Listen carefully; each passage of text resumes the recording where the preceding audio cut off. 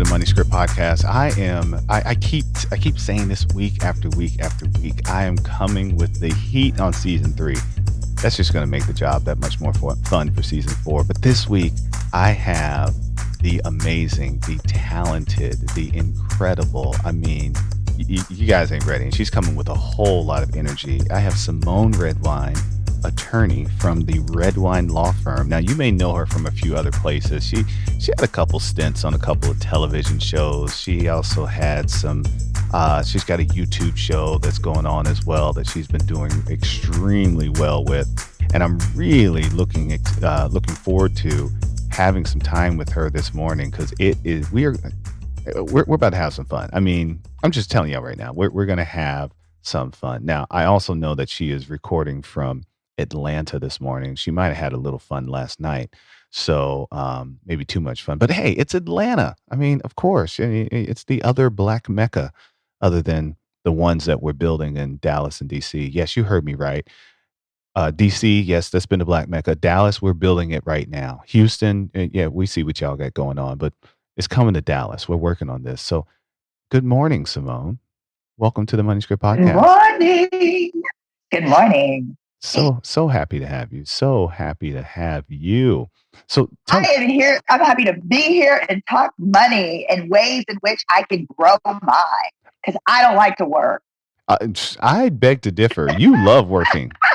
You love work. You're like what was that on In Living Color where they did the what was it? Were they Jamaican? The Jamaicans with 10 jobs. With 10 jobs. Be me. That is you. 10 jobs. You got all the jobs. Yeah. All the jobs. Didn't you even? Yes. You even didn't you run for judge at one point?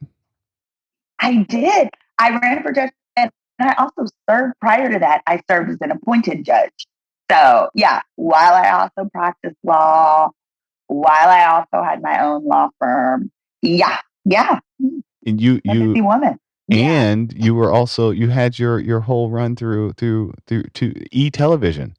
Didn't you have a little career on E for a little while? Yes.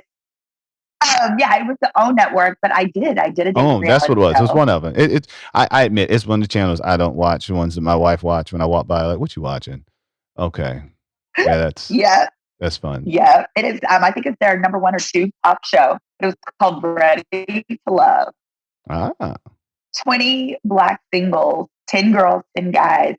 The goal is to end with love, and it's eliminations every week. 1 week, the guys send home a woman who they feel is not ready to love, and vice versa.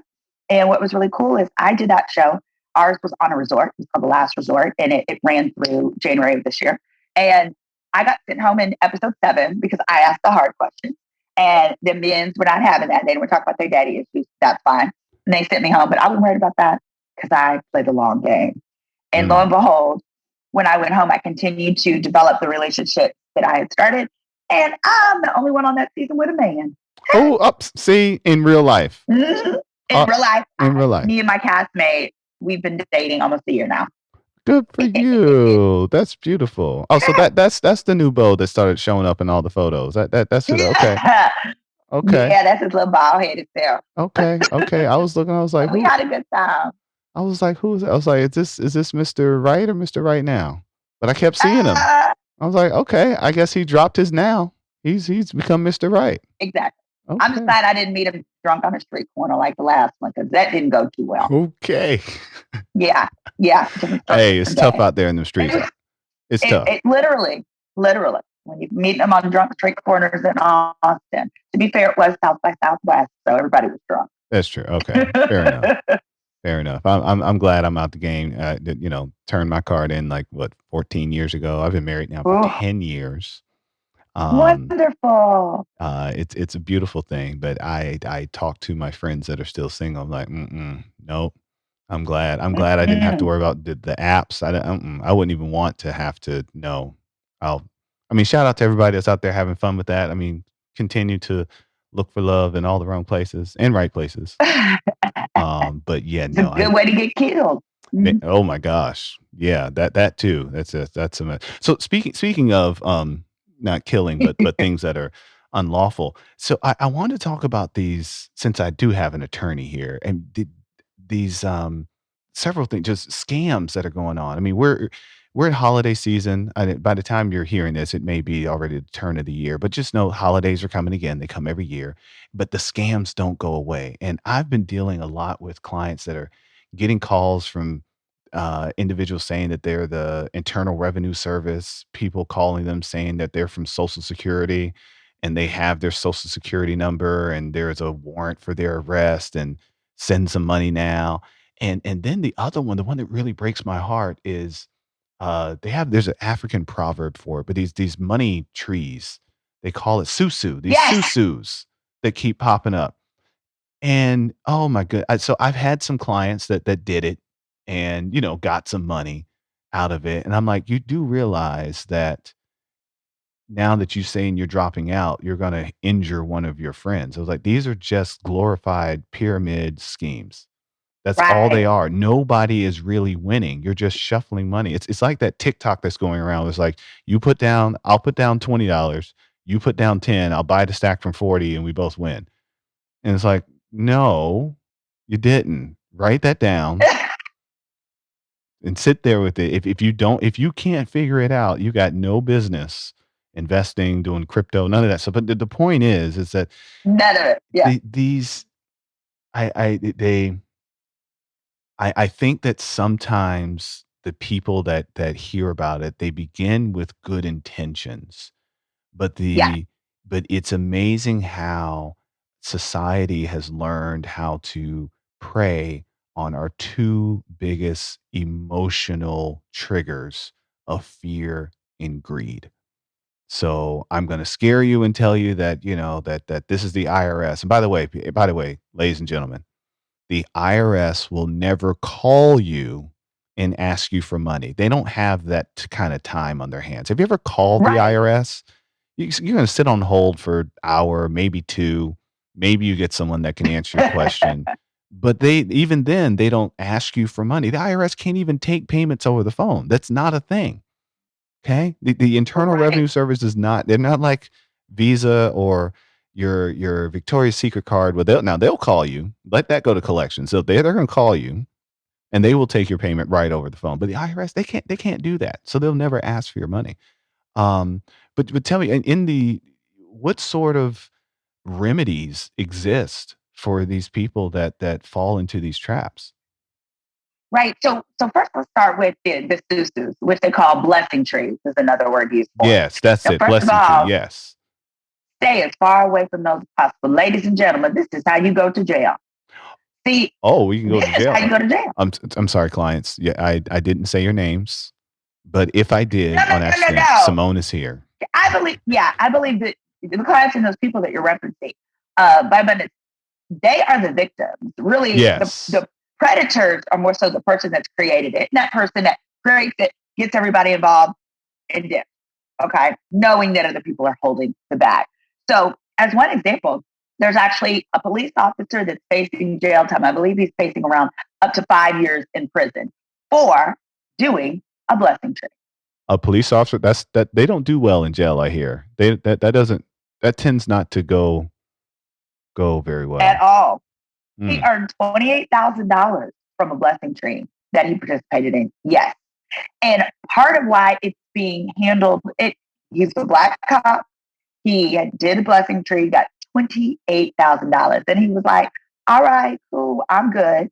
But the law says we don't care. Because a large part of, okay, so here's why it's illegal. It's illegal because any type of multi level marketing scheme where you're not receiving any good or any service is straight out illegal because it's Mm. a form of gambling. It's basically a form of illegal gambling. And then when you add on that this person has a respected and powerful position in the community, such as a police officer, he is able, because of that standing, he's better able to take advantage of others, and people are more likely to participate in that kind of scheme because they say it must be legal if this police officer is doing it. Whether it's a cop or your mama, it's not legal. Mm. So that's why they're taking him down first. And then they found out there were other officers. He is like a senior detective or a sergeant. I don't recall.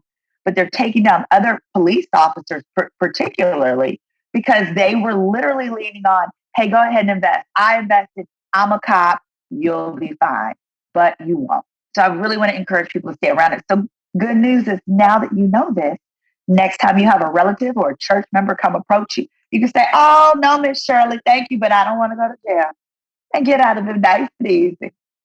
So last year, I had a referral of a client contact me because they got involved in a susu, and it came from church.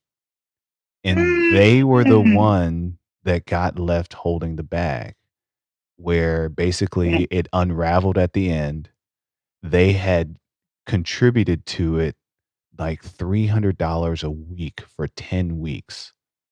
So she's thinking she's going to get $3,000 at the end of the 10 weeks. But by then, everyone had dropped out. She was the Mm. last in line and she got nothing. That is not what Jesus would do. It, tell me about it. And from church. I'm like, Oh, oh that's my, terrible. it's just, again, but it's that whole, it's the greed factor. Listen, people, if there is, if there's anything where it's a, you can make a lot of money, like you said, without there being some sort of exchange of a good or service or time. Okay, time isn't a Right. factor with investments. If there's a long time, or again, when it comes to gambling, you don't have any control over the outcome. Okay, if there is a way to get money that fast, it's probably not a good idea, and there's probably a Yeah. huge chance that you're going to lose some money, and it just might not be legal. Because that's the other part of it from a financial standpoint. I mean the charges you have: mail fraud, wire fraud. Um, what's the other one? You have the IRS because you're getting gifts in an amount that's more than $15,000 potentially from one person. And you didn't get a 1099 for that. Mhm. You're not going to file a tax return on that. I mean, those are, there's so many ways that it can go wrong. So I yes, stay away from the money trees. If your cousin wants to borrow $300, just loan your cousin $300. Y'all don't Right. don't have to do a money tree. Now you can have everybody, if you're trying to help one member of the family and everybody wants to chip in $100 to help that one member, fine, go do that. There's nothing wrong with that at all. But this whole of, oh, you're going to get the bag this week and you're going to get it this week, but everybody's got to give their money, and people, and oh my goodness, well, I'm gonna invest $300 this week, and next week I'll get 3,000. Like, that's not an invest. It's not how it works. It's not how it works. Mm-mm. It's not how it works. At all. At all. And even with the loaning, it's funny. Like I learned from my family. I had one of those rich uncles. Okay, people thought he was white, so he got to do stuff that the rest of us couldn't do. One of those, one of those. Yeah, I'm yeah. rich. I got one of those. Mhm. Well, I used to love that because he was, the wealthy one.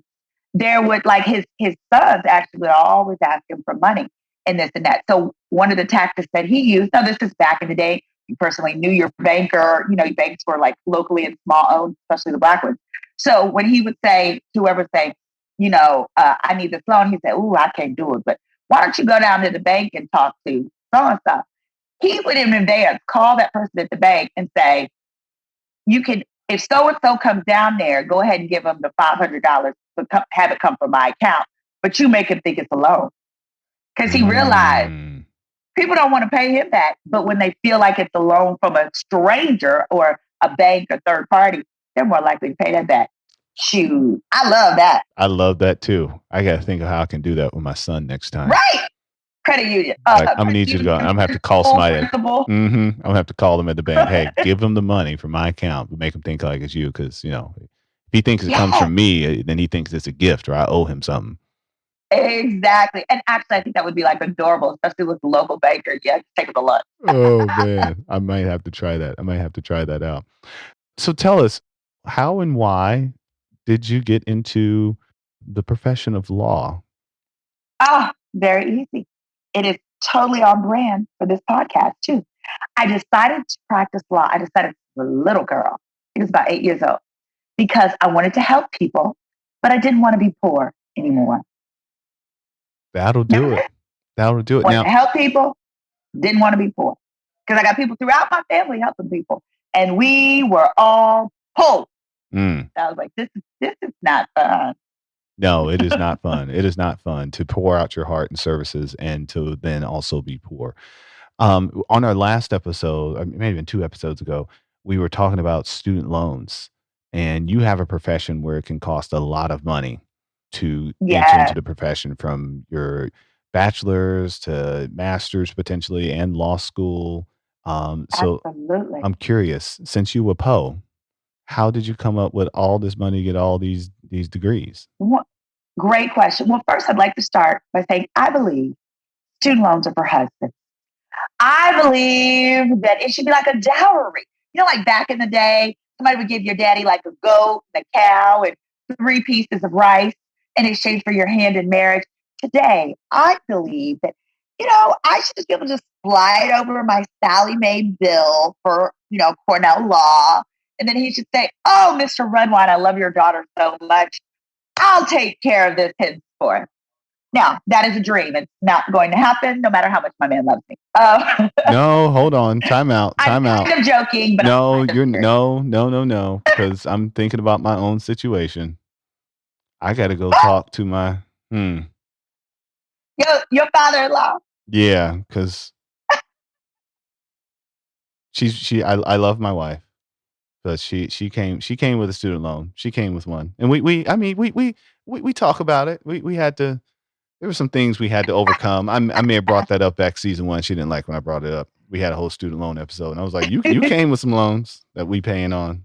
Oh my gosh, my boyfriend hates when I talk about that because he went to undergrad for free. He was an athlete, so he was like, "Why are you not there about this?" And I'm like, "Sweetie, if that's like the thing that's most wrong with you, we're doing good. Yeah, you're right. You're right. We're doing good. It You're could be right. way worse." But no, but more seriously, your question was about, how did I handle and how did I approach student loans? Well, first of all, I do not believe in paying for undergrad. I don't. Neither do my parents. My parents put us, me and my 2 younger siblings, they put us through Catholic school. Their philosophy was, we will put you through the best possible schools we can afford, K through 12. That is your foundation, and that's what matters most. But you are responsible for the rest. Not only are you responsible for the rest, but we are giving you the tools that you need. So if you've made good grades at these schools that we put you in, these prestigious schools, you should be able to get a scholarship to college. And what happened was, I was 8 years old. Let me roll that back. This is how I found out. I was very, what they call it, precocious, and I talked too much. When I was 8 years old, I had an older cousin that my parents treated like a son. My granny raised him. And my mom thought he was so brilliant. And my mom was like, "I got to help you get out of granny's house. I'm going to help you get into college." So he'd come over. My mom would write his essays. It's a typewriter. That was back in the 80s when you type wrote. Mm. Um, did all that. My mom got him into college, gave him $1,000 to go down to Prairie View. And he took the money and he bought a watch. He bought like a baby Rolex Oh, okay. and decided not to go to college. Oh. He said, "Oh, Auntie, I don't really need all that. I got this job at the bank." Had a little bank teller job. He put on his little Burlington Coat Factory suit or whatever, go down there to the bank with his little watch. He was getting broads and everything. He was like, "I didn't need to go." When I found out that this little Negro had took my mom and daddy money, their $1,000 to me at 8 years old, seven, I was seven. At 7 years old, $1,000 was like a million. And you bought this watch and you didn't go to college. So I was at my granny's house one day. He tells the story. He says, I saw the watch on his hand and I said, "Oh, that's a nice watch." He said, "Oh, yeah." "Yeah, baby. Yeah, I'm looking real good." And I said, "It's going to look really nice on your wrist while you're flipping burgers at Burger King." Mm. And he Facts. went off on me. He was like, "I'm not going to be flipping no burgers." I said, "Yes, you are, because you're not getting education. Nobody's going to care you have those nice pants on when you get fry grease on them." And I started Oh. going off. We go on back and forth. My granny's like, "Stop, you two." And my granny was like, "Why? You are an adult. Why are you arguing with a 7-year-old or 6-year-old, whatever I was?" And he was like, "I ain't worried about you." But he says he thought about it. He thought about it for the next 2 years, ultimately went off to college. But Mm. when that happened, what I did was I went home to my parents. I said, "What type of parents are you? You gave this other boy $1,000 to waste. What y'all got in my college fund?" They said, "Nothing." Nothing. I was like, "What?" That's when they sat at 8 years old. That's when they sat me down and they said, Oh no, we're putting you through private school. We don't believe that parents should pay for all of your college. We believe you should have skin in the game, which means you're going to get the best grades possible. We are going to help you get scholarships and study for your SAT. And then anything that you don't get, mommy and daddy will co-sign on a student loan for you. And they specifically told me, I remember she said, that means you can't go to college and major in being Janet Jackson, which is what I wanted to do, Ah, or dance class. You have to pick a major that's actually going to make you money because you're going to have to pay back your student loan. And I remember saying as a little girl, a loan, I'm a kid. They're not going to give me a loan. And she said, well, I'm glad you said that. With student loans, it's different. You're right. A bank is not going to give you a loan because you're a kid. Student loans, you don't have to pay until 6 months after you graduate. And that is why you get in and out. You cannot go to school forever, like Ron on A Different World. I used to watch that all the oh time. yeah, oh yeah. And she said, and you can't quit. If you quit, you immediately owe that money. But if you finish, they give you 6 months to get a job. You can't just be a ballerina because it takes a long time to get a check to be a ballerina. She said it to me in second grade terms that I never forgot. And from then on, I made excellent grades. Fast forward, I got at 16 years old, I got a full ride to the University of Pittsburgh to study what? Finance. Wow. Yes. That's because my parents told me early. That's because I knew what the expectation was and I exceeded that. Because the funny thing is, they were like, oh, if you don't, there was no pressure, get a full ride. Like a lot of parents put pressure on their kids, you're going to get that basketball scholarship, you're going to get that volleyball or whatever. No, my parents said, whatever you don't get, we'll co-sign on the rest. But I was like, well, I don't want to pay that rest. So I focused on school. So I picked my undergrad like I picked my boyfriend. I start with who like me. Who is courting me? You send me stuff in the mail. I got me a little box pot of dope. Put all that stuff. Oh, let me read your little love letters. Let me read these little college love letters, okay?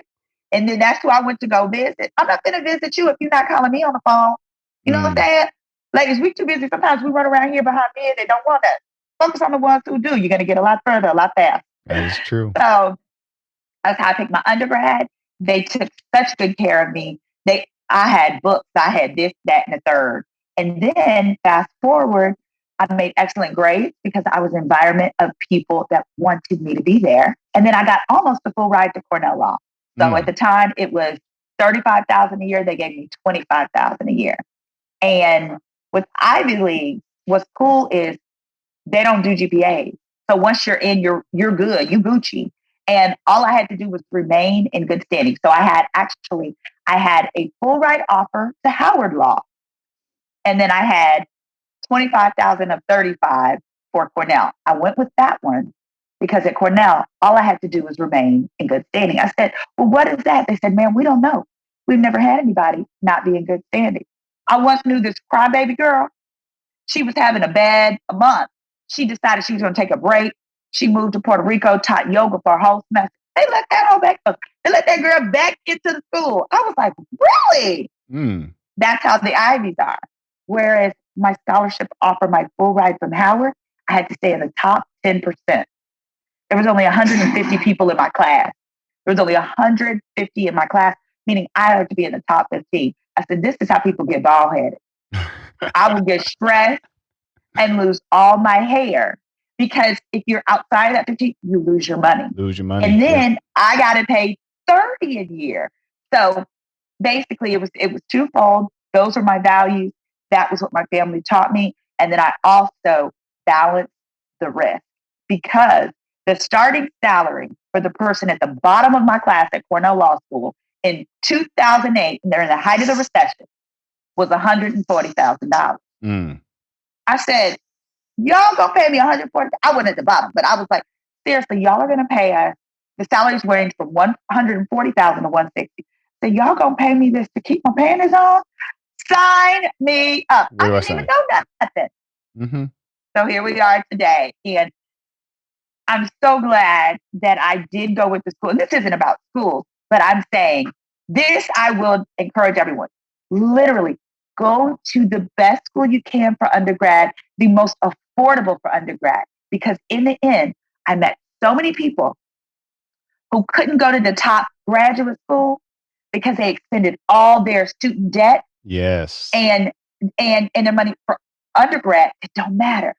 Nobody cares if you went to Harvard undergrad if you're at the lowest ranked law school in America. Because then they're like, ooh, does she, is she kind of slow a little bit or something? Like, why did that happen? And so really, and it matters. I have seen people who literally just had so much undergrad debt, they could not get approved for the grad school of their dreams. I've Nobody wants I've that. seen it too. I've seen it too. I have seen it Mm-hmm. too. And I've seen also where parents get maxed out. And I have clients with over $300,000 in student loan debt. I have clients with over a half a million in student loan debt. Ooh, somebody's gonna have to die. Okay. Just about. Because there's some, life insurance policies that'll help with that. But I'm just saying.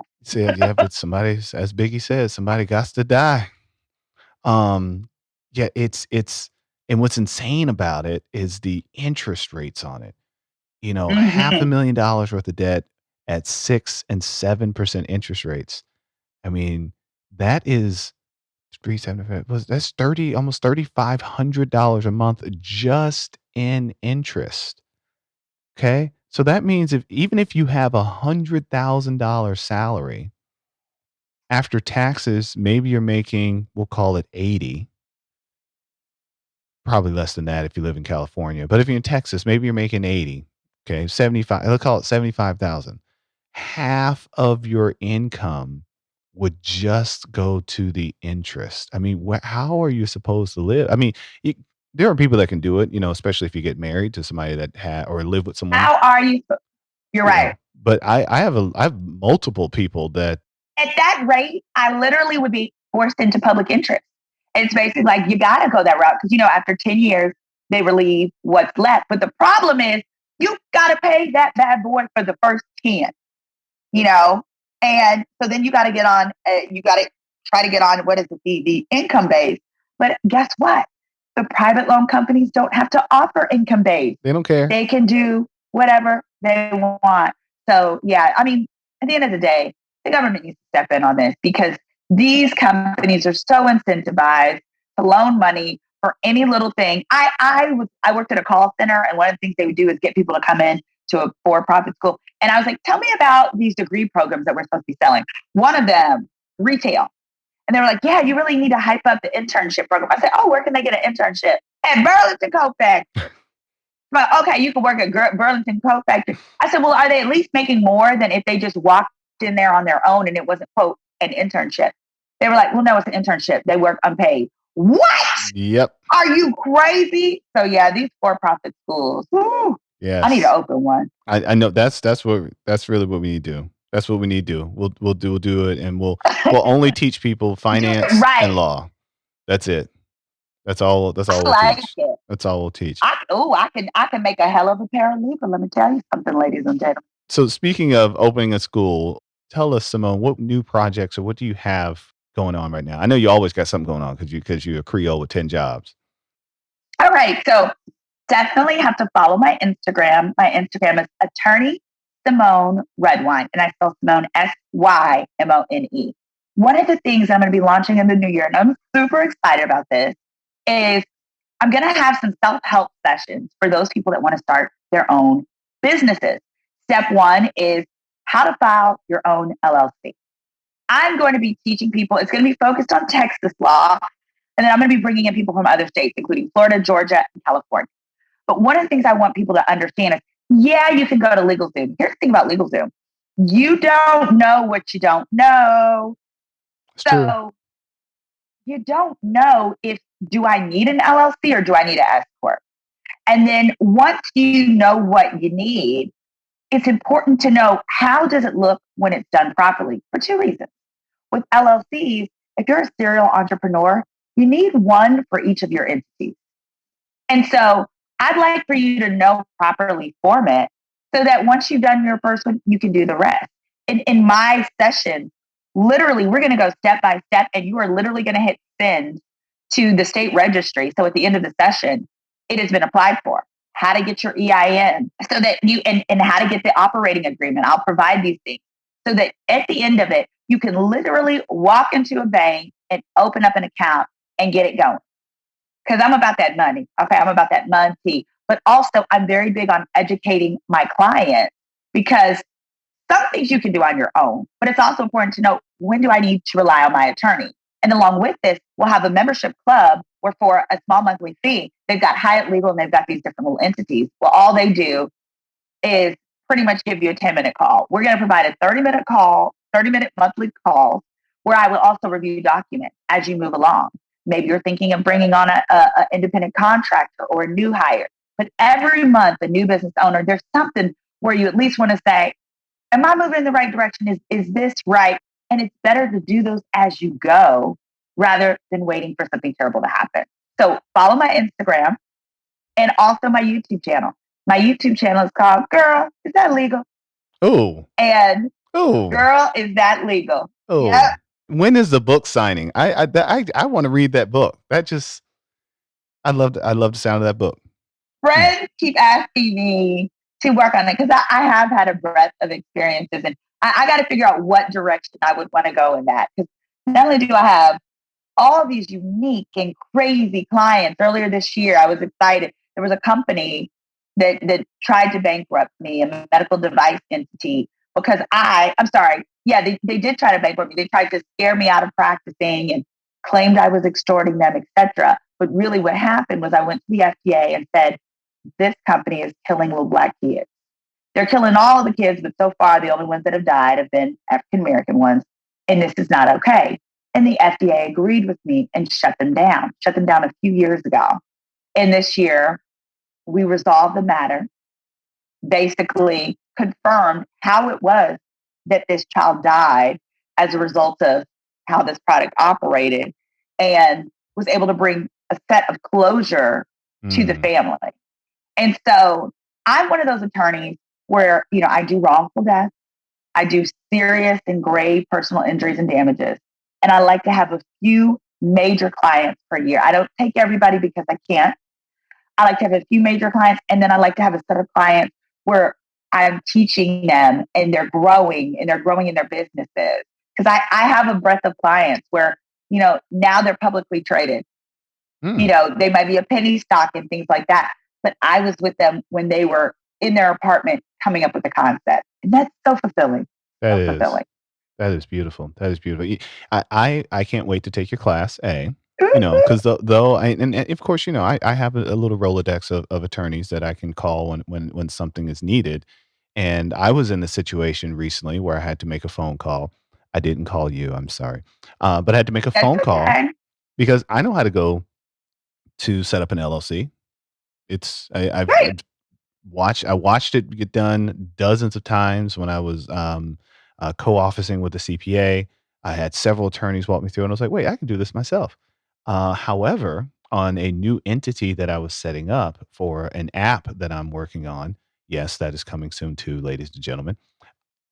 What I didn't know is because I was bringing a partner in, and a lot of the LLCs that I've done for myself have all been just member managed because there's only one member, me. But now I was Yep. bringing in someone else, and I was like, "Should I be member managed or should I be a manager?" And I did not know. And I wasn't about to go to LegalZoom or even Google for that matter to get the answer. I was like, "No, no, no. Let me write somebody a check because this is something I can't afford to get it wrong because I'm bringing in somebody else. It's a Right. added level of risk. It's a added level of complexity, and I'd rather just write this check now because it could cost me some more money in the future." And so I called up one of my attorneys. She was like, Yeah. "Nope, you're right. There is something you have to do different." And I said, "Yeah, and I can't just use my standard operating agreement because it's not just if when it's just me, the only person I have to worry about is me.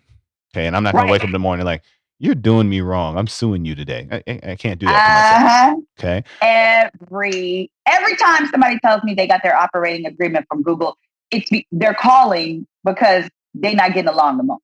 Yep. Exactly. And they Exactly. don't know Yep. what to do. Yep. Yep. And I knew the limits. I was like, this is not what I'm doing by myself. Let me go write that check. So I'm excited that you're having that course, and I am we're going to help promote that course because I have some people that I want to put in the course, and I want to take the course myself because to the same way clients have me on retainer where they pay, a fee so they can have a meeting with me for 30 minutes, 45, an hour each month and talk about whatever is on their financial brain.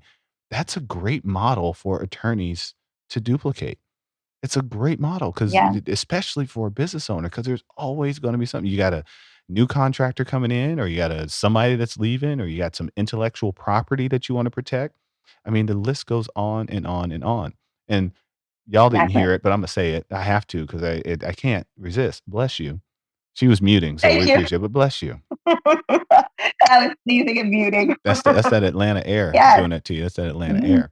Okay, Yeah. so But yes, and I have to say, like, it's partially selfish because when I told you as a little girl, I said I wanted to help people, but I didn't want to be poor. This allows me to help people. It's something about that glow when you've learned the law and you know that ultimately down the line you're going to be saving money and you're progressing your business. It gives you a sense of confidence. And one of the yes, main things that new business owners or new, when you're starting a new endeavor that you need is you need that confidence because you're going to have some rough days. you are. But when you feel like I've got these fundamentals down, that's what you want. And it's funny. I was like, yep, we're going to start with single member LLCs. And one of my legal peers was like, why don't you do multi member? I said, when you were in school and you were learning math, did they just jump into, triple multiplication, with, Multi-step or long equations. division? Yeah. No, yeah. You start with the one and you grow on that so that you understand this is the appropriate time to use this method. This is for the other. I even go in with men. I say, do you have a baby mama? And they're like, what? Do you pay child support? Do you pay child support? If you do, we don't want you to have a single member LLC. Why? Because it could be set on the gross and not the net of your LLC. These ain't the problems that you want. And then they're like, oh, okay, it makes sense. And even with me, I previously had my law firm structured as an LLC. Now I've moved into an S corp. Why? Because I invest in real estate. I and I've gotten it to where my portfolio is about 800,000. Thank God, Get it. because I had a roommate. Baby, I had a roommate up until July. And I am proud of it, honey, because I am a person who believes in her investment. I will be cash poor, investment rich, Yes. but I structured it that way because now I'm doing real estate. Now I do payroll. I pay myself via payroll. So now the next time I want to go and get a property, I don't have to worry about doing a profit and loss and a liability statement and a this, that, and showing them 2 years of business, documents. Why? Because first of all, I don't want to, and I don't like paying all that tax. And I do have a lot of deductions. But secondly, when you pay yourself via payroll, all you have to do is show them a certain number of pay stubs. So boom, I've got that simplified. But that's something you can only do with, or you could primarily do with an S corp. With an LLC, it's a bit different. It's way too complicated to do payroll in LS. You can, but no, I've had that conversation with multiple CPAs. It's like, yeah, just do the S corp. Just just do the S corp. Right. And baby, so when the first time I got approved for another investment property, on my little pay stubs, I was like, oh, Jesus, it showed me the way. Mm. Who knew? Because I like using other people's money for everything. That's why I have a boyfriend. Oh, He's gone now. wow.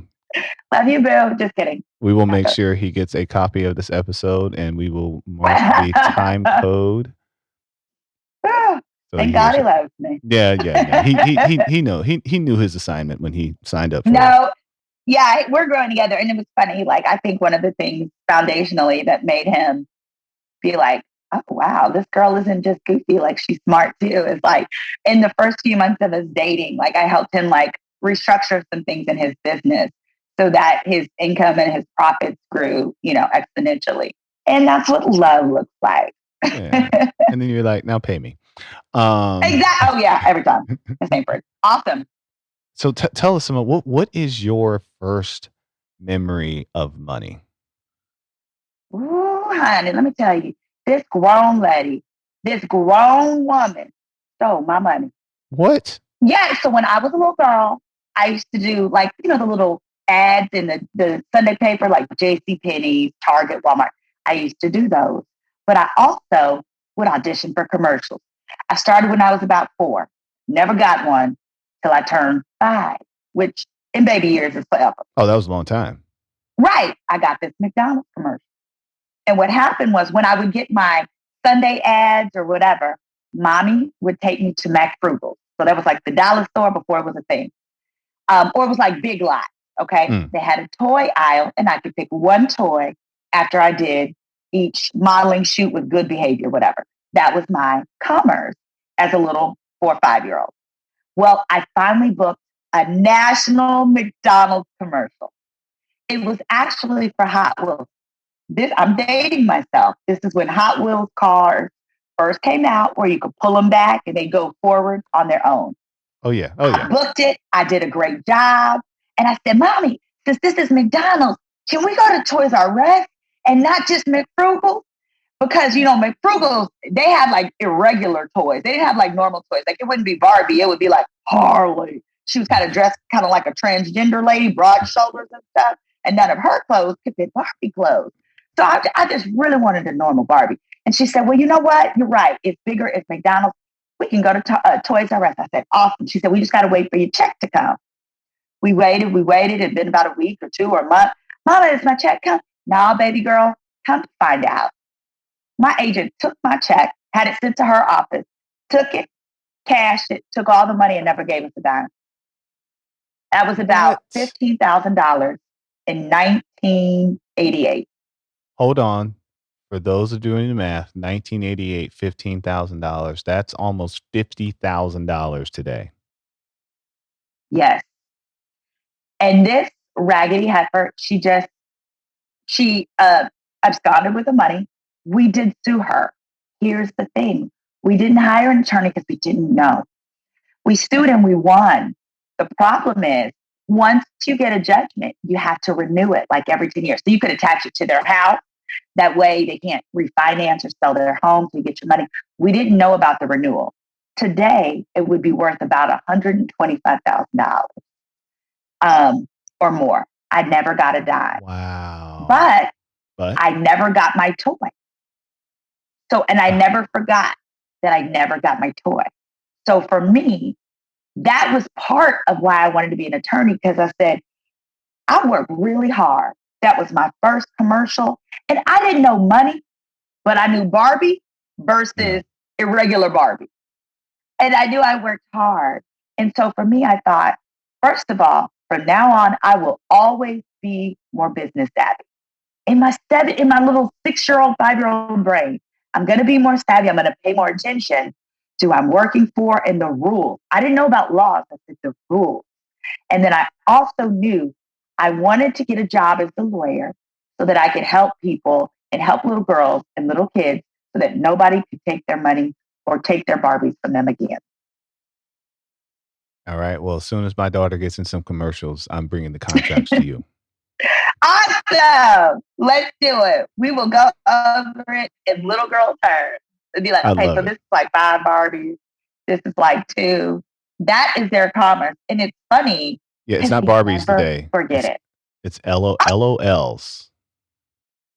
LOL. LOLs. Okay. I mean, she has Barbie, but no, she is into LOL.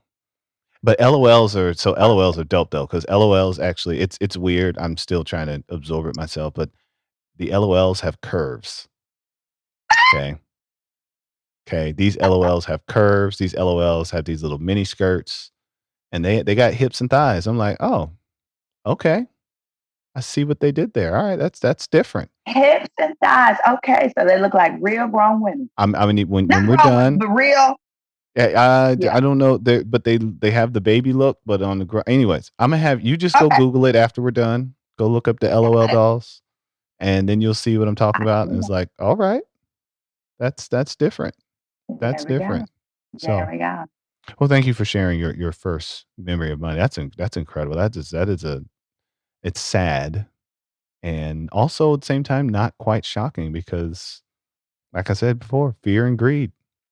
I always really valued how my mom would be able to take life lessons and truncate them into age appropriate childhood experiences, right? Because there are some parents who their kids get to come whatever they want. For mine, it was one toy, one shoe. And the rest of the money she actually had in a savings fund, because fast forward when I went to undergrad, I never ever had to work during the school year because she saved my money. And for 4 years, it gave me an allowance. But it was a good lesson for a kid because when I didn't get my toy, that's how I knew what? My money was late.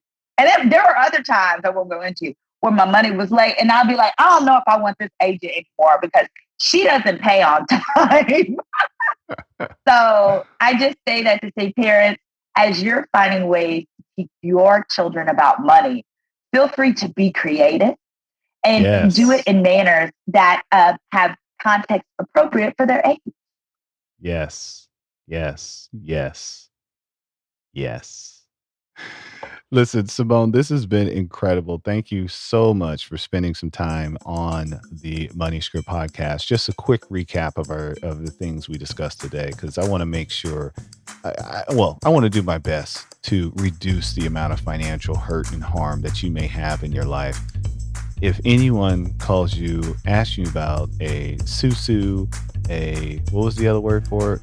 Money tree, Blessing tree. Blessing tree. Blessing tree. Okay, the only money tree you want is the one that's green that you put water on, that you got from Home Depot or the little flower shop. That's the only money tree you want. These susus, as Symone shared with us, they're illegal.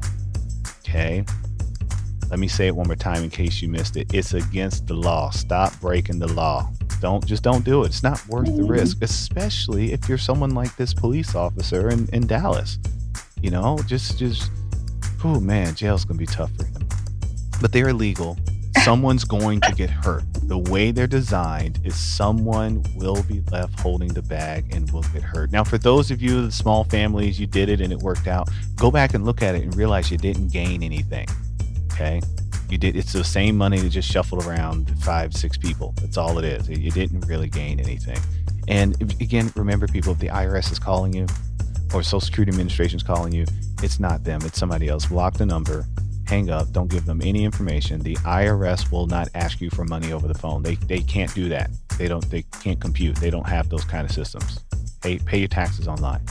And then, of course, as Symone shared with everyone, please get some help on your documents, business owners.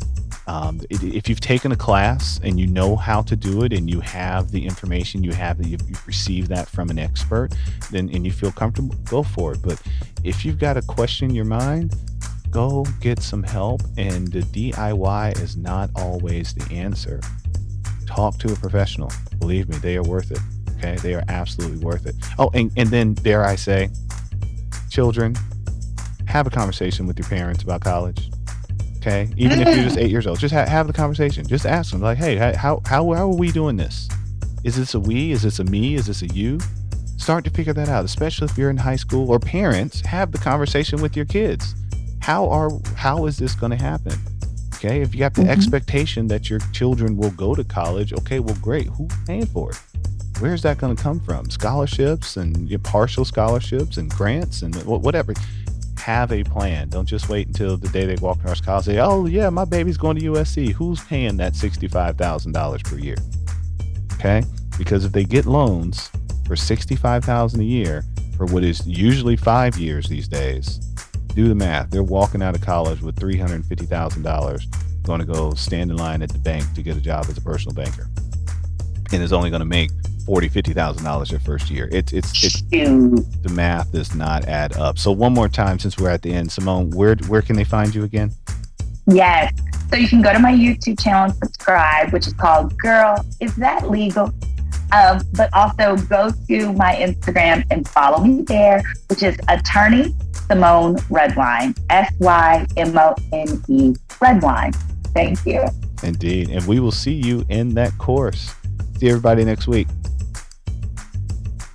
Thanks for joining us on the Money Script podcast. Be sure to check out our other episodes, subscribe, follow, and give us 5 stars. Continue to send your financial questions on Twitter or Instagram at the Money Script. Go to moneyscriptwealth.com and schedule your complimentary consultation to discuss your specific goals and concerns. Financial advisory and investment management services are offered by MoneyScript Wealth Management PLLC, a registered investment advisory firm registered in the state of Texas and California and other states where exempt. The MoneyScript LLC and the MoneyScript Wealth Management PLLC and guests of the episode may have interest in the investments mentioned today. The opinions and views are expressed here are for informational purposes only. This material is educational in nature and should not be deemed as a solicitation for any specific product or service. All investments involve risk and a significant loss of principal. The MoneyScript nor MoneyScript Wealth Management offer tax or legal advice. Please consult your tax advisor or attorney for specific advice about your situation. Until next time.